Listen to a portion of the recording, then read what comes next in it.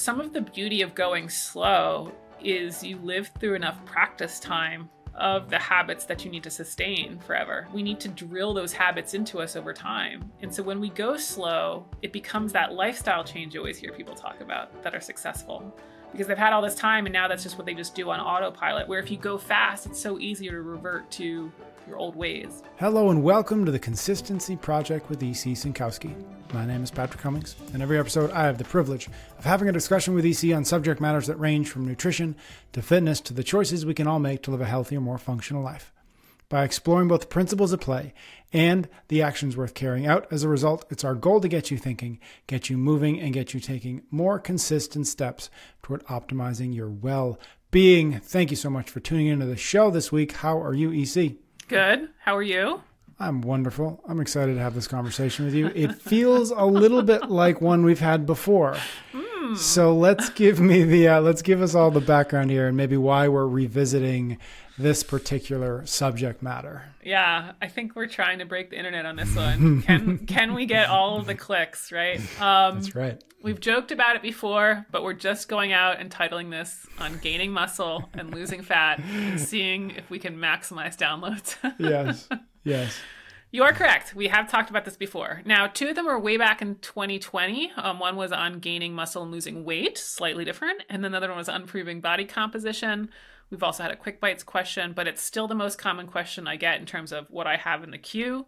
It's still the most common question when I got in coaching calls. It's still the most common question in DMs. So I was like, well, this is interesting. I feel like I've answered this, but when I went back and looked at how I handled it, I agreed with my answer, but I did feel like I could spell out some of the nuance a little bit better, as well as a little bit more of the scientific evidence. So I'm hoping that this is my final answer. This cleanly summarizes a lot of people's goals, right or wrong, good or bad. But why do you think it's such a common question? Is it confusion? Is it like, okay, well, we've told you, but now you don't like the answer, so you're going to ask again in the hopes that you get a different answer? Or is it just maybe like really complicated? It's just like, okay, that's the answer, but man, that's hard to do. Yeah. What is the source of all the DMs, all the questions, all of the return to, yeah, but what about this? Yeah, it's quite a lively discussion. And I do think it's somewhat warranted. Because while some people can achieve gaining muscle and losing fat simultaneously, that process, which is known as body recomposition, some people can do it. Other people are going to be better off going through these periods of bulking and cutting sequentially. And so I think a lot of the confusion is trying to figure out, which one is the best for me and why. So here we go. We've talked about this a few times on the podcast, but you gain weight when you eat more calories than you need. That would be a caloric surplus. And then you lose weight when you're in a caloric deficit, eating less calories than you need. And so this is why when you talk about gaining muscle, it's generally assumed that you would need to be in a caloric surplus. And that when you're losing weight, you have to be in a caloric deficit. And so this implies that you have to go through these periods of bulking and cutting. Yet I just sort of mentioned that some individuals can do this simultaneously. And for these individuals who can do this body recomposition, gaining the muscle and losing fat simultaneously, it does occur when they're in a slight caloric deficit. So they are adding muscle mass even though their total calories are less than they need, and they're therefore going to be able to lose fat. So what's happening in that scenario? Okay, to add muscle, they're going to need enough protein to put down that new muscle tissue, but they're also going to need enough energy from carbs and fat for the body to put that new muscle together. Like they don't just need the protein pieces, it actually takes energy to put the protein pieces together into muscle tissue. And so in the cases of body recomposition, there's enough protein around for that, and there's also then enough remaining calories and carbs and fat, maybe coming from the rest of the diet, and or coming from their existing fat storage for that energy for muscle growth. Here's the other rub with body recomposition. You need to have enough energy in terms of carbs and fat to also continue to train hard enough to drive the adaptations for muscle growth. Because if you're doing these really restrictive diets like 1,200 calories, I can tell you that you're not going to be able to push yourself hard enough in the gym to grow the muscle, because that's how you have to grow muscle. You have to keep stressing the body. And so overall, the calories can only be in a slight deficit They can't be these massive deficits because we need to keep having that intensity and that stimulus high. So generally people with less muscular development and or more body fat are going to be able to do this body recomposition to a noticeable degree. And then that degree keeps becoming less and less the more advanced the person gets in terms of their strength levels and or their muscular development, as well as the leaner they get. They're going to have to go through those bulking and cutting phases. And so if you think about somebody who's like super muscular and super lean, I think it's a good way to kind of think about it is they just don't have that much margin, right? They're just at such an advanced level that for them to push themselves to an intensity to get them stronger, like a 500 plus calorie a day deficit is just too much for them. They don't even have enough fat on the body to provide the energy to put down that new muscle tissue, right? So you're often going to hear that people who are new to weightlifting through kind of their first year are those that are really going to experience this body recomposition. And then after that, it's more likely that people are going to have to go through these phases of bulking and cutting. And I would say that's very broad brush, yes, but I don't think time is the best judgment in terms of, you know, when it's going to happen, because people can go to the gym for a year, and if they're just kind of going through the motions and not really pushing themselves in terms of resistance training, they're actually going to be able to see body recomp for a much longer period of time. So really the factors that come into play that will dictate whether or not somebody is going to have body recomposition successfully comes down to what's their protein intake, what's their total caloric intake, of course, relative to their needs, like how much of a deficit are they in, how muscular they are, how lean they are, and what's their training frequency and intensity. And so that's 5 questions, right, that will kind of help set the context of what is really going to happen with this individual. And so I think, even though that's a lot of questions, might make it more clear why this is such a lively discussion. There's lots of factors to consider. Can you give a sense of what the science, research, whatever says, and the evidence for where body recomposition is possible or not? If it's possible to do that, maybe that simultaneous effort versus the separation of there's a bulk phase and there's a cut phase. We're going to start at kind of the newbie end, where we expect body recomposition to be successful. There's this Demling study in the show notes. They looked at overweight police officers new to resistance training. They put them at a 20% caloric deficit, and they gave them about 0.7 grams of protein per pound of body weight. Should sound familiar. Now, after about 12 weeks, again, they were doing resistance training in this program as well. They gained about 4 to 8 pounds of muscle while also losing about 8 to 14 pounds of fat. That's a huge swing in body composition. That just happened in 3 months. At the complete other end of the spectrum, there's an Always study in the show notes looking at highly competitive bodybuilders. They were not able to put on any appreciable muscle mass in 6 months while not in a caloric deficit. And I just bring them up to show just how experience really slows the potential for muscle mass gain, even when the diet conditions are favorable, right? So they're not even eating a deficit. They're training hard for 6 months. We don't see a difference in muscle mass. Like, welcome to, advanced athletics, right? Now, we do find for those bodybuilders, when they go into a caloric deficit for contest prep, this is the case study by Kistler in the show notes. It's a male bodybuilder. When he needs to get down to step on stage very lean, he drops 22 pounds of fat, but he also drops 15 pounds of lean mass to do it, to get down to 7% body fat. So really the question then is, okay, well, where's the tipping point? Obviously the police officers had an amazing recomp, and then we have people that are super advanced. They actually lose fat and lean mass, not 1 for 1, but pretty high, pretty close to it. So there was this really cool review paper. I guess it's by Barakat in 2020 in the show notes that looked at body recomposition, in trained individuals. They weren't just looking at these newbies. And basically they concluded that it is possible, particularly if there's enough of a training stimulus and enough protein in the diet. And so they were looking at the results of 12 relevant studies, and 7 out of 12 of those studies found significant changes in lean mass, as well as significant changes in fat mass, i.e. recomp, during their study period. So that's the majority of them. Now, the remaining 5 studies, they also found that there was a significant change, positive change in muscle mass. The decrease in fat mass wasn't significant, but the trend was still there. So very interesting to see that this was happening even in trained individuals.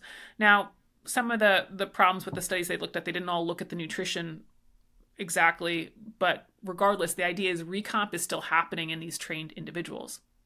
I do also want to highlight, just for completeness, that they end up recommending a higher level of protein than I do for recomp. They suggest this 1 to 1.5 grams of protein per pound of body weight protein intake is going to increase the likelihood of this recomposition. I would say maybe.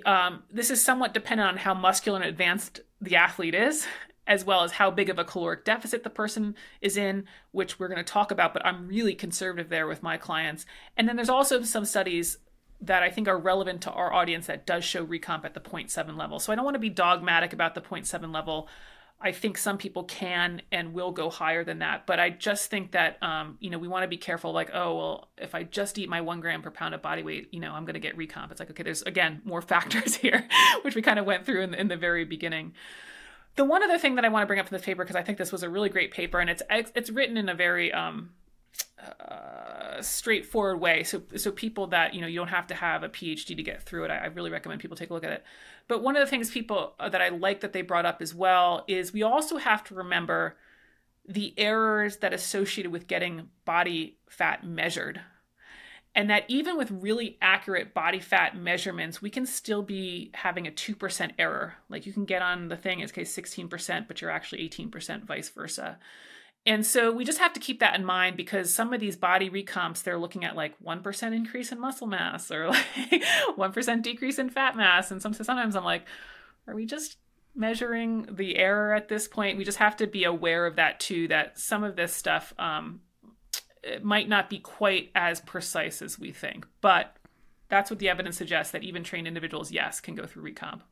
Interesting. Okay. So you just said it wasn't quite as simple as, get to, 1 gram per body weight of protein, yes, and suddenly much more complicated than that. But what does assuming there's somebody who's like, okay, let's do this. Yeah.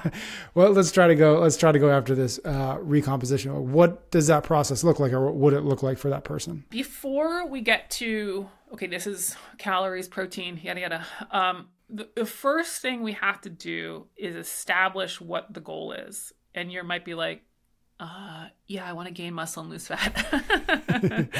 Okay, heard you. But the important thing to consider is why. Like, why do you want those stated goals? Is it because you want to look a certain way? Is it because that will bring you better performance?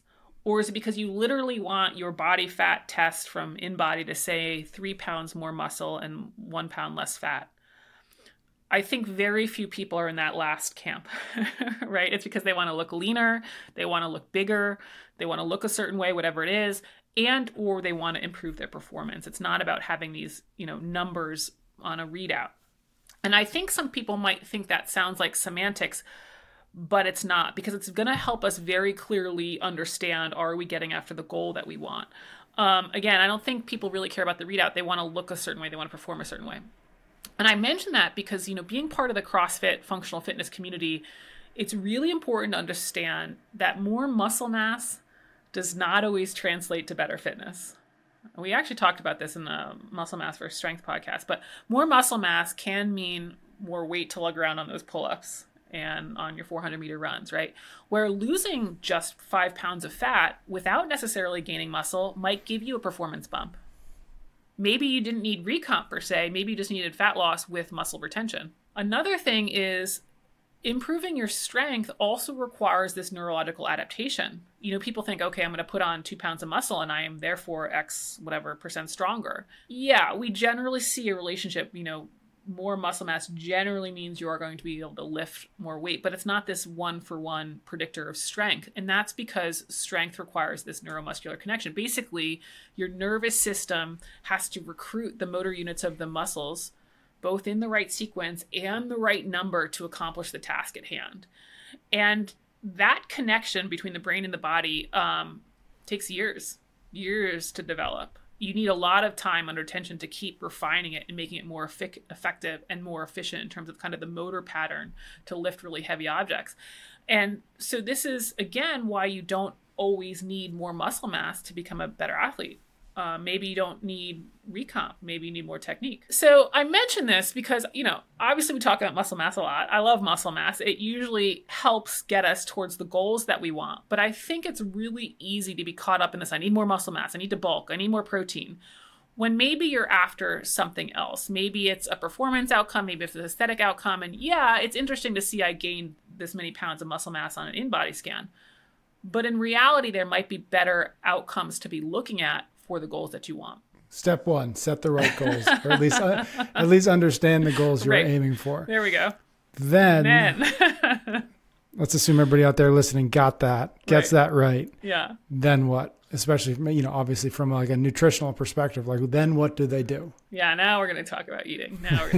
Now, this we definitely have covered before. It's the process we talk about all the time.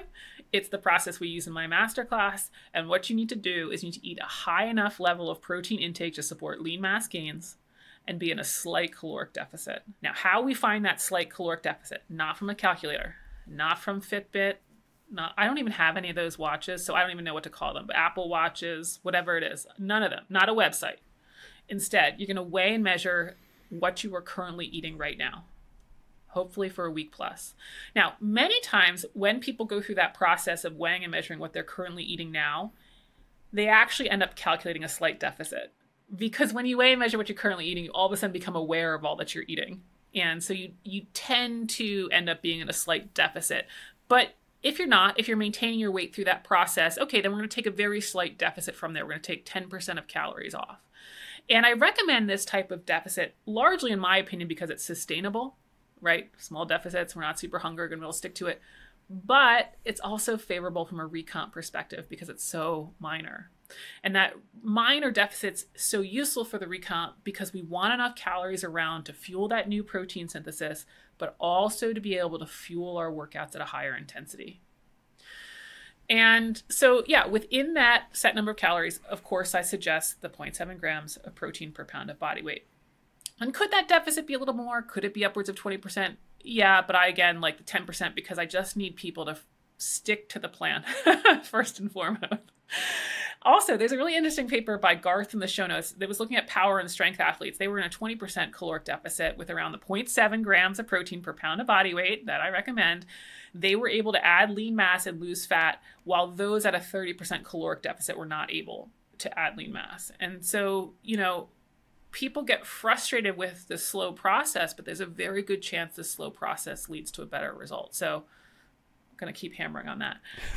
Okay, so that's what you do. And then my recommendation is just to ride that process out into your desired level of leanness.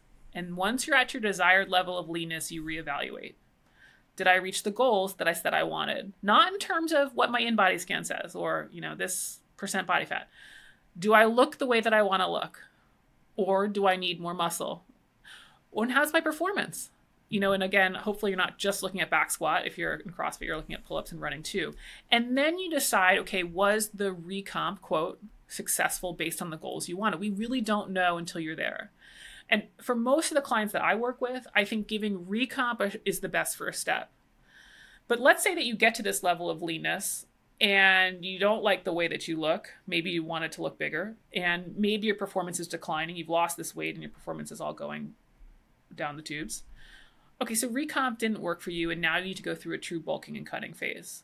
If you were someone who's super muscular and lean to start, you should just start there anyway, but most people that I work with aren't there. But that's sort of the beauty of this. It's all fixable.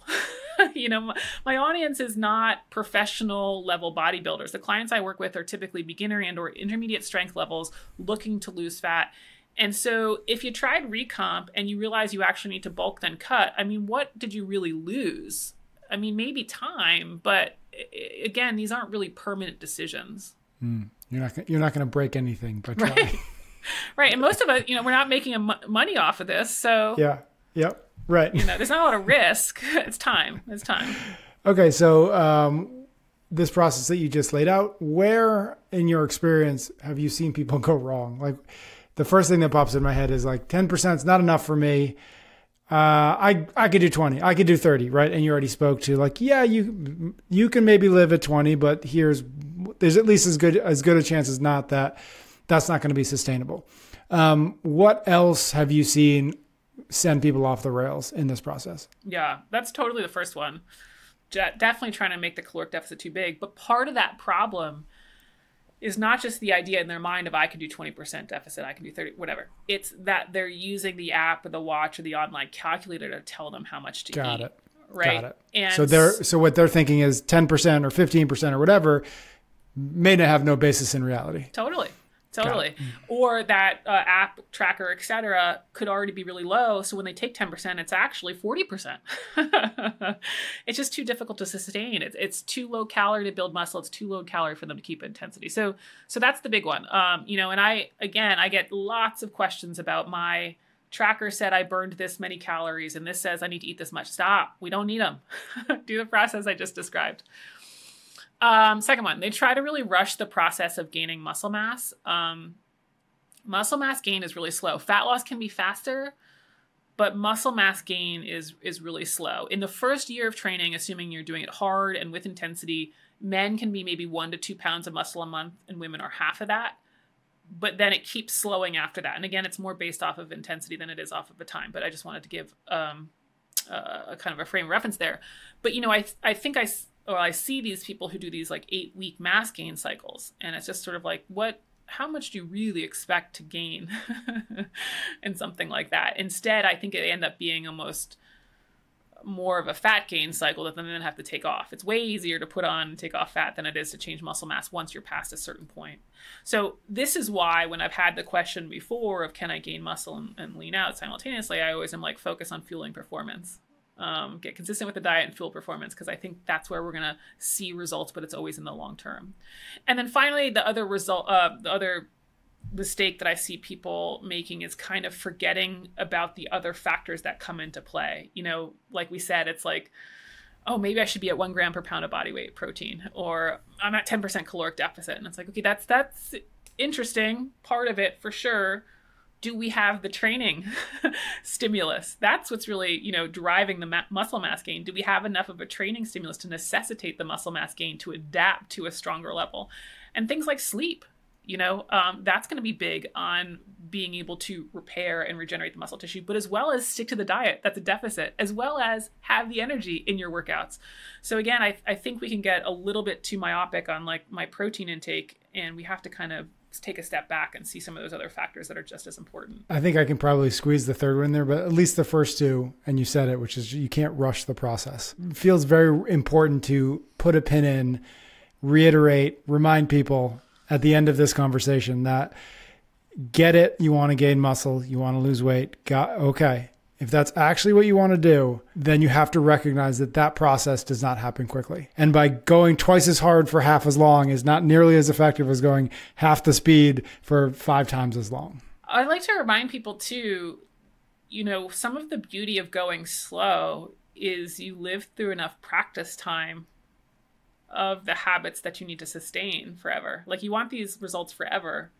And we need to drill those habits into us over time. And so when we go slow, it becomes that lifestyle change you always hear people talk about that are successful, because they've had all this time and now that's just what they just do on autopilot. Where if you go fast, it's so easy to revert to your old ways, right? So there's so many things why going, whatever that phrase is, smooth, go slow to go fast. Right. Yeah. But it's just like, it totally is true. And unfortunately, it's so counterintuitive to what we want to do. Has there ever been...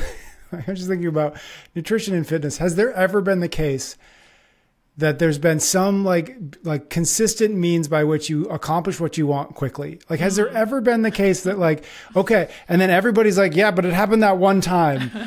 And then, so therefore, like, it's just really strange to me that I've never once seen it happen quickly. Right.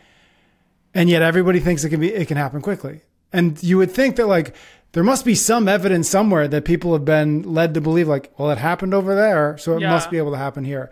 But I've just never seen it. I think some of the crash diets, but I guess it's like you see the results, but you don't have them for very long. So you typically don't have all these success, or I guess you do maybe for marketing, but it's sort of like, okay, they did it for a month and then it doesn't stick around.